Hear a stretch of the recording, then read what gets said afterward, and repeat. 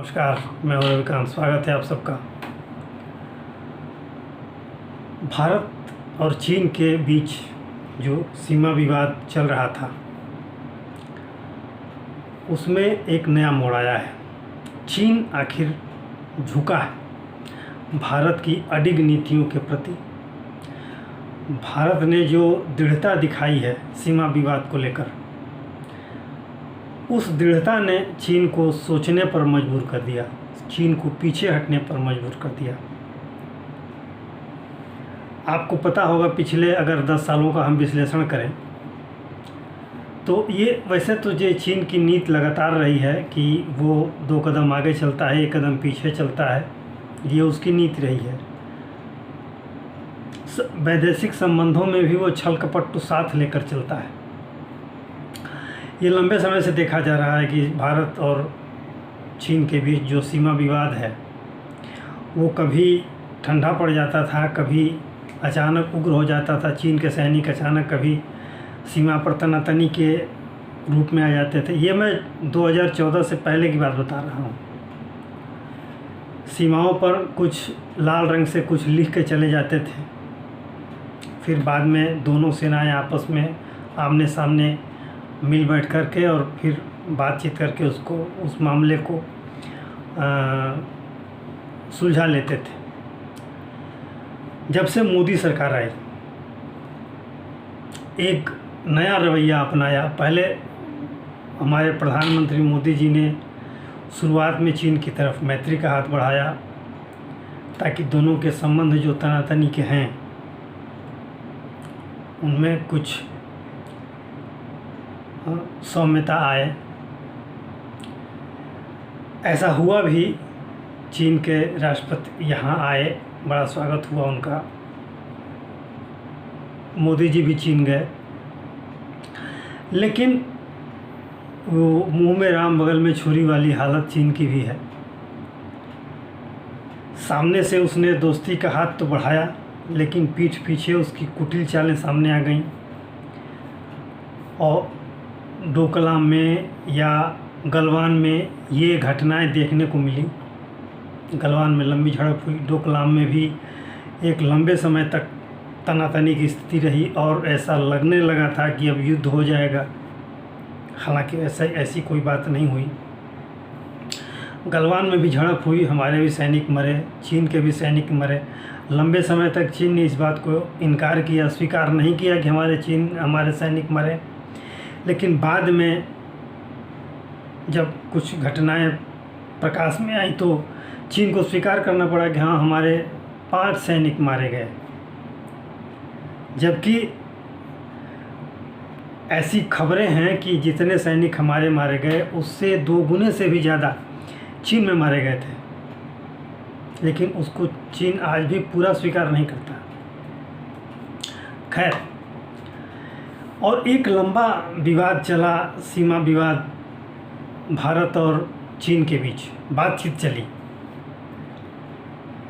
लंबे दौर, 17-18 दौर की, जो हमारे सैनिकों के बीच, सैन्य अफसरों के बीच में बातचीत लगातार चली।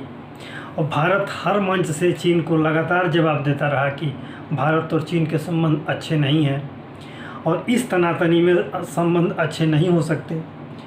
उसका खामियाजा चीन को भी भुगतना पड़ा। उसकी आर्थिक गतिविधियों पर भारत ने लगभग एक तरफा बैन लगा दिया।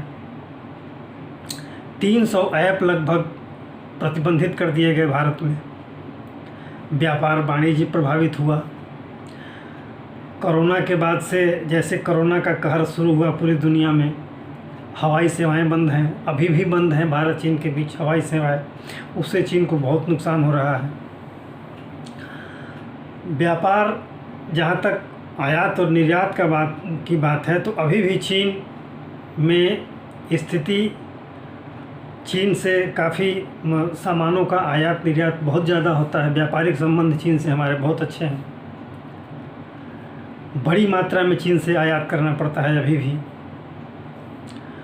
उसकी अपेक्षा निर्यात बल्कि कम है यहाँ से, और व्यापार का जो झुकाव है वो अभी भी चीन की तरफ है। लेकिन कुल मिलाकर के व्यापार में भी चीन की स्थिति पहले वाली नहीं रही जो भारत के साथ पहले वाली थी। चीन को काफ़ी नुकसान उठाना पड़ा है, आर्थिक गतिविधियाँ चीन की प्रभावित हुई हैं। और कोरोना के बाद से तो बहुत सी कंपनियों ने चीन को छोड़ा है, उसमें से कुछ कंपनियां भारत में भी निवेश करने को तैयार आई यहाँ पर, और बाकी दक्षिण पूर्वी एशिया के अन्य देशों में गईं। तो ये आर्थिक गतिविधियां भी चीन की प्रभावित रही हैं भारत की तनातनी से।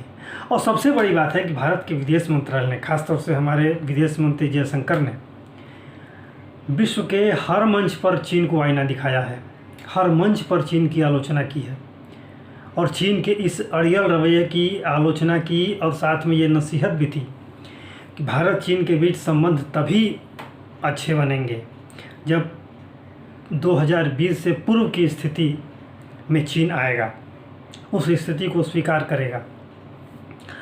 एक लंबी दौर की वार्ता चली विगत 4 वर्षों में, 17-18 दौर की वार्ता चली, और इस बीच दोनों सेनाएं आमने सामने खड़ी रहीं, कुछ झड़पें भी हुईं, जिसका असर चीन पर पड़ा। अंत में ये बात चीन को समझ में आई, क्योंकि वैश्विक मंचों पर चीन लगातार अपमानित हो रहा था। और दूसरी बात, चीन के आक्रामक नीति के खिलाफ, जो दक्षिणी चीन सागर में चीन की आक्रामक नीति है, उसके खिलाफ भी जो क्वाड के देश हैं, खासतौर से भारत, ऑस्ट्रेलिया, जापान और अमेरिका, इन देशों के संगठनात्मक रणनीतिक कौशल ने भी चीन को सोचने पर मजबूर किया। चीन अनेक तरह से घिरा और अंत में उसे झुकना पड़ा। इस बीच विगत 5 वर्षों में भारत ने अपनी नेवी को भी काफ़ी मजबूती दी है। कुछ सैन्य सहयोग, सैन्य समझौते, सैन्य साजो सामान का निर्यात भारत के साथ जो दक्षिण पूर्वी एशियाई देश हैं, उसमें से खासतौर से जिनका चीन के साथ तनातनी है, उनके साथ भी बढ़ा है।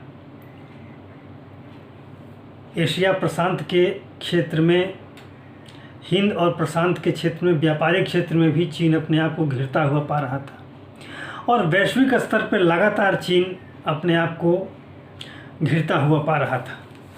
यही सब वजह है, और भारत ने जिस दृढ़ता के साथ चीन का विरोध किया है और हर मंच से खुल के कहा है, उसका परिणाम ये रहा कि चीन को ये अब बात समझ में आ गई कि हमें भारत के साथ एक अच्छे पड़ोसी की तरह ही रहने में अच्छा है और फ़ायदेमंद है।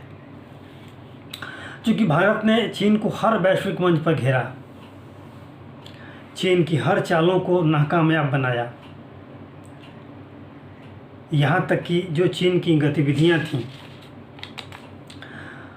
जो आक्रामक रवैया था, और एक तरफ जो आर्थिक नुकसान था,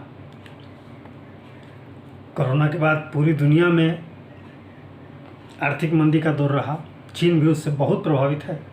चीन का जो विकास दर है अभी भी भारत से बहुत कम है। पहले एक समय था कि वो भारत के विकास दर से वहाँ की विकास दर ज़्यादा थी या बराबर थी। आज उसकी विकास दर भारत की विकास दर से लगातार कम है। तो इस तरह की अनेक बातें थीं जिससे चीन परेशान था, और अंत में वो झुकते हुए, और भारत की जो मांग थी कि 2020 से पहले वाली स्थिति में चीन आए, और चीन ने उस स्थिति को स्वीकार किया। लेकिन अभी भी स्वीकारोक्ति तो हो गई, क्योंकि ब्रिक्स सम्मेलन चल रहा है रूस में, रूस के कजान शहर में।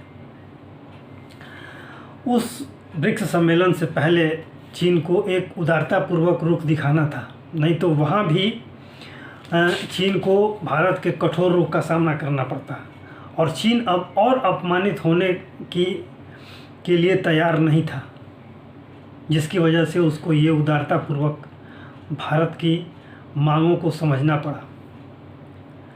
एक चीज़ तो आप जान लें कि अब भारत जिस तरह से चीन को आक्रामक रूप से जवाब दे रहा था, और भारत ने दबे सुर में कई बार ये बताया, अनेक वैश्विक मंचों पर बताया कि हमारी सीमाओं के साथ चीन ने अन्याय किया है।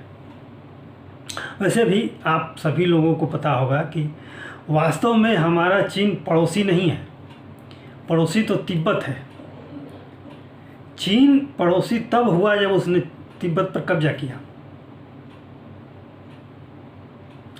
और एक तरफ चीन ने नेहरू जी के साथ जो पंचशील समझौता किया और उसके बाद ये चालबाजी शुरू की, चीन पर कब्जा किया, तिब्बत पर कब्जा किया, और साथ में उसके बाद हमारे जो लद्दाख का पूर्वी इलाका है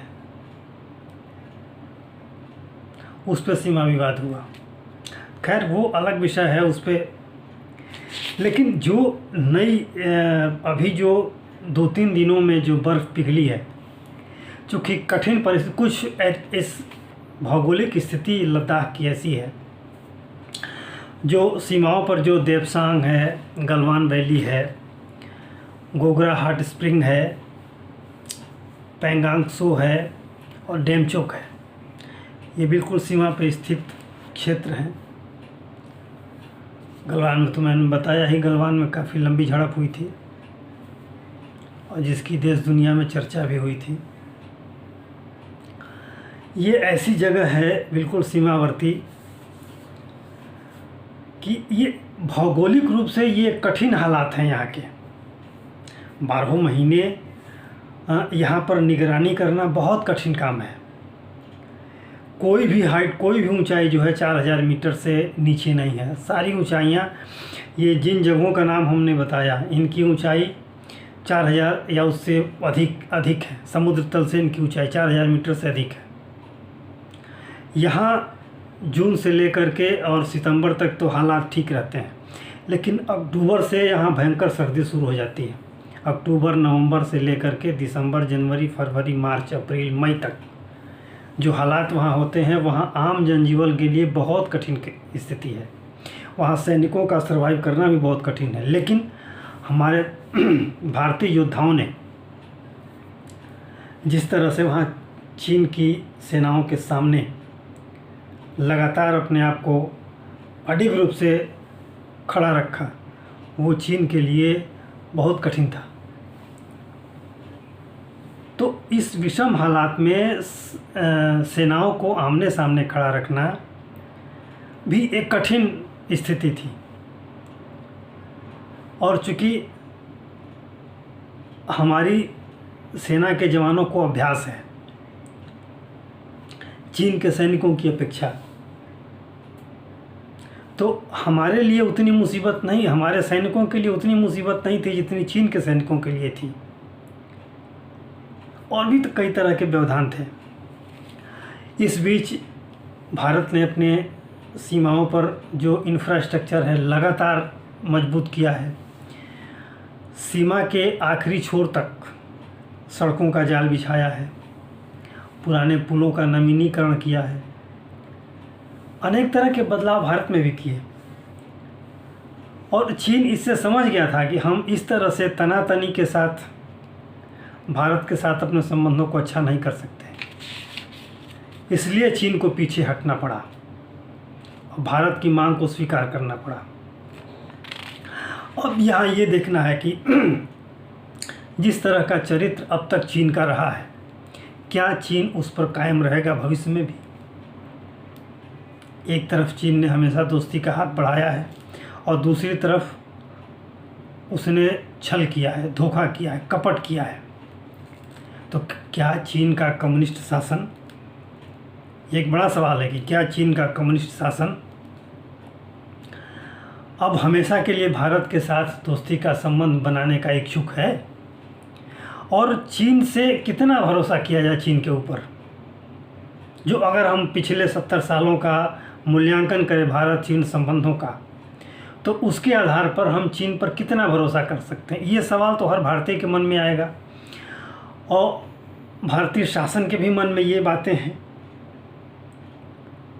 हमारी सरकार के भी मन में ये बातें हैं कि अगर चीन हमारे सामने दोस्ती का हाथ बढ़ाता है, हमारी बातों को स्वीकार करता है, तो इसे हम कब तक ये माने कि चीन अब कोई धोखा नहीं देगा, क्या यह स्थायी है?